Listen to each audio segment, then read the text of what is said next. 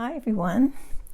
As you can see, I have been revisiting an old childhood hobby, and I'm sure a lot of you out there remember making these little chains, and we used chewing gum wrappers back in the day. I remember loving doing this when I was a kid, and I taught my girls how to do it, and they did it when they were kids. And it occurred to me just the other day that I could do those again as long as I had a thin enough piece of paper so that this wasn't too bulky. It could go in a journal. So I decided to use some gift wrap because usually that's pretty thin, and it's working out great. So I wanted to show you how I'm doing this for those of you who have never done it, or for those of you who have done it and forgot how.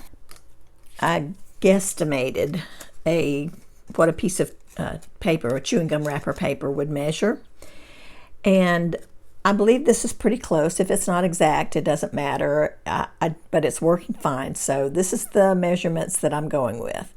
So it's 2 3/4 wide by 2 inches high. As a chewing gum wrapper, you know, we used to fold it in half and cut it in half so we have 2 pieces.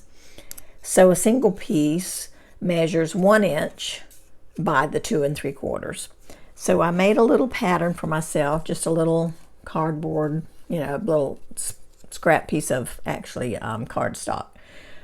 And it's just, I wrote the measurements on it and that it's the paper chain pattern. And then to make it easier, because your gift wrap is typically on a roll, I was cutting a 1-inch strip. Typically, these will have the grid inside, which makes it very easy to cut it. Otherwise, you've got to use a ruler and maybe draw some lines or something. But having the grid on the inside is very helpful. So once I ended up with a couple of strips, then I would just kind of fold it in half. I'm not creasing it down here. I'm just bending it over, folding it in half. And then I was taking my little pattern. You can see my piece of paper is a little too wide. But I was taking my pattern and laying it there and then just snipping off. And if I had 2 of these strips, I was folding 2 of them over, so I was cutting 4 at a time. So that way, you know, you can get some of the cutting out of the way, and it makes it kind of quick and easy. So I wanted to show you that, and I quickly wanted to fold one of these and give you an idea or a reminder of how it's done. You just take your single piece and you fold it in half lengthwise, just like that. And then you open it up, and then you fold each side in to the center, and not quite to that center crease, because you want to be able to fold it again. And if you get it right to the crease, it's going to be a little thick there. So you just fold both sides over towards the center, as close to the line as you can without getting it too close. So what you end up with is a little bit of space in between, like that. And then just fold this in half. Okay. And then you're going to repeat that process, only you're going to fold it in half, the whole piece. You're going to fold it in half like this. And then you're going to open this up and fold each side in again, just like we did it when it was the open piece. So this is going to go down towards the crease, but not quite touching it. And sometimes this won't fold properly, and it kind of wants to bunch up a little bit. And so when that happens, I was taking my my palette knife and just kind of sliding it up in there and kind of pushing a little bit, just to push that bunched up paper in there so that you have a nice flat crease. Everything just works better when you don't have that paper bunched up in there. All right, and then you fold that in half. And that's the piece you're going to attach to the chain. Now, it's important to, and I remember learning this, it's so funny how my memories came flooding back, because I totally remembered this. Okay, one side of your folded piece is a nice fold. That's where we made our first fold. Okay, the other side is where the 2 sides are folded together. So see how you get so much more openings there? You want to take the side that's got less folds this side. See how nice and clean that is? Nice clean fold, just 2 pieces folded over. So you want to take that and you want to put it in your chain with that facing downward. And the reason for that, this is just a little tip to help make it easier for you. The reason you want to face it downward, and I'm just tucking this inside, okay, right inside the other 2 from the chain. Push that over.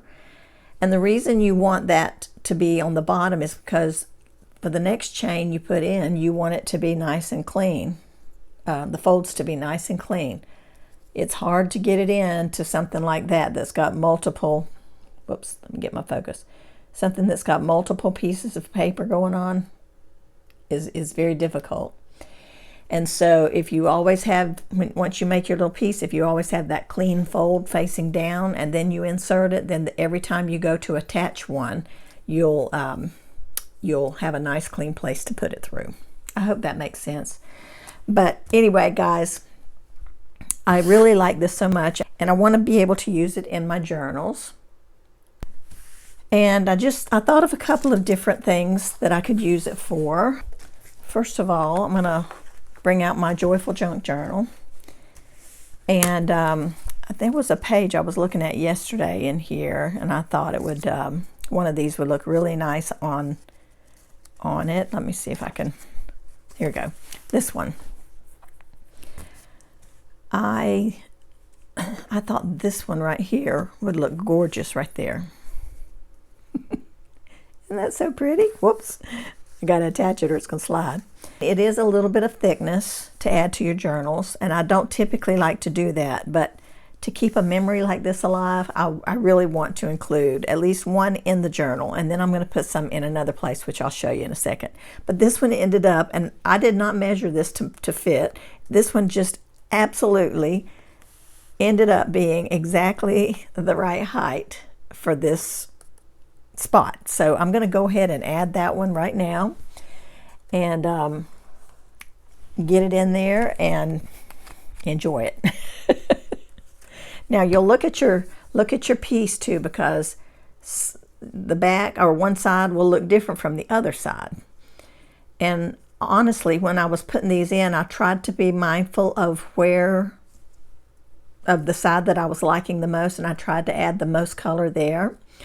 So you can see this side is mostly white with, little bits of color here and there, but I really love this side. It's just gorgeous. So I'm going to put a little bit of glue on here. I'm just using the Fabri-Tac because, like I keep saying, I like it. It holds and it dries really quick, and I can move on, to other things. So that's what I'm going to use. And I'm just going to kind of dot all the way down the little chain.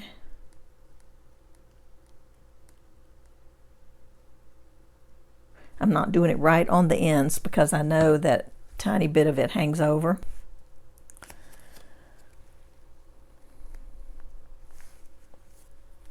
It's kind of interesting that there's triangles here too. I didn't even think of that, and this is kind of zigzags reminiscent of triangles.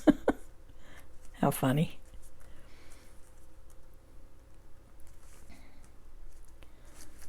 I just love that. I think that is just amazingly fun.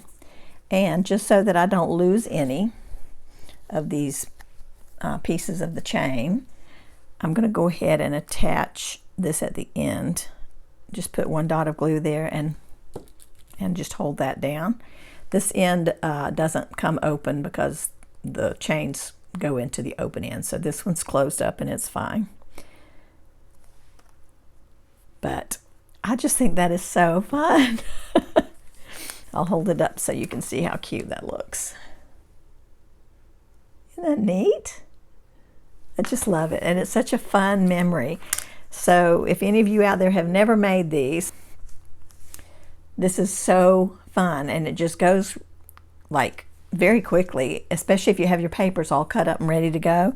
I've been doing this for a couch project for the last couple of days, and it's just so much fun, watching TV or watching a movie and just folding my little papers as I go and attaching them together. All right, and then the way I'm going to use a couple of these other ones is I'm going to actually run them down the spine of my journal here. I love this paper. You guys know that. I've been using it for quite some time now. You guys recognize these, right? I love this paper. And so I made a bunch of these, and I made them all the same size, and it worked out that they fit really nicely in the center of my journal.